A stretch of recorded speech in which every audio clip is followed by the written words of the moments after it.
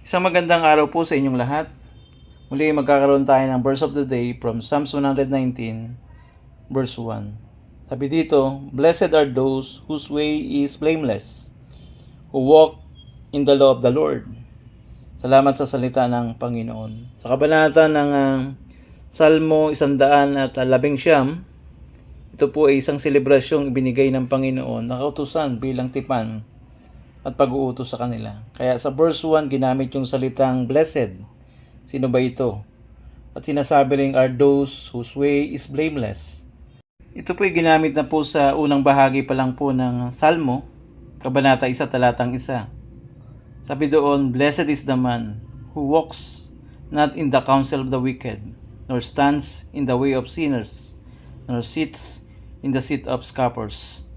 So dito mapapakita talaga yung tunay na mapalad. O, hindi yung paglakad sa kasamaan at gawa ng isang makasalanan. At nawa yung buhay ng tao, makita ito. Yan ang tinutukoy ng ating talata ngayon. Siling sakdal ang landas. Sino yun? Ito yung sinusunod ang kautusan ng Panginoon. Ibig sabihin sa atin ngayon ay yung buong salita ng Panginoon. The whole Bible na itinuturo ng salita ng Diyos na dapat ginagawa ngayon. Ano bang tinuturo sa atin ng talatang ito? Una, ipinapakita kung sino ang mapalad. We who is blessed. Ito yung kumikilala sa katwiran ng Diyos. Sabi nga doon sa Psalms 15, verse 2, "He who walks blamelessly and does what is right and speaks truth in his heart." So ito yung maliwanag po dito.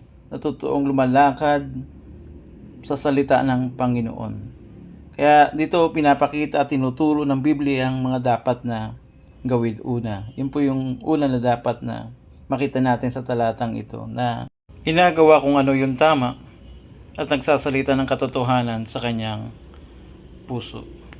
Ganyan ang tunay na mapalad, hindi ang paglakad sa kasamaan, kundi blamelessly sa harapan ng Panginoon.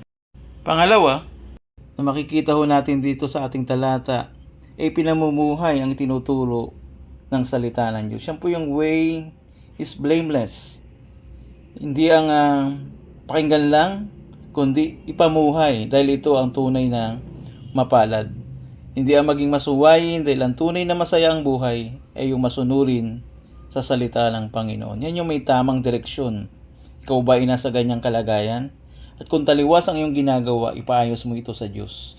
At simula mong sundin ang Panginoon. Kaya ang tanong ko sa iyo, ikaw, nais mo ba ng tunay na kaligayahan o maging masaya sa buhay?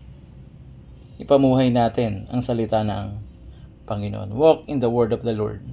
Nawa po mayroon tayong natutunan sa salita ng Diyos from Psalms 119, verse 1. Pagpalain tayo ng salita ng Diyos. God bless you po.